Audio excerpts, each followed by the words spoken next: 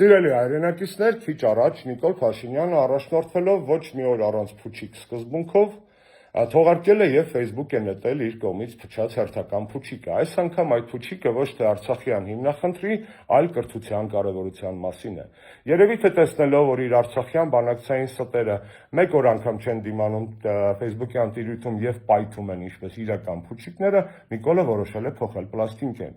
Ավելի մեծ հակաքարոզչություն կրթությանը, քան դրա կարևորության մասին Նիկոլ Փաշինյանի զառանցանքներն են, դժվար է պատկերացնել։ Ինչու կարծենեք դուք։ Պատասխանը շատ պարզ է։ Հայաստանի ամենակիսագերագետ, ամենաթերուս, ամենաանարժեք մարդկանցից մեկը զբաղեցնում է երկրի ամենաբարձրաստիճան պաշտոնը եւ վայելում է ամենաբարեկեցիկ կյանքը իմ ու ձեր բոլորիս հարկերի հաշվին։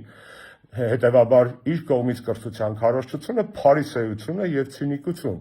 Կրթությունը իրոք կարևոր է, սիրելի հայրենակիցներ, սովորեք ձեզ համար, սովորեք լավ ապրելու համար, սովորեք լավ քաղաքացի դառնալու համար, սովորեք մարդ մնալու համար, սովորեք Նիկոլին Ինադու,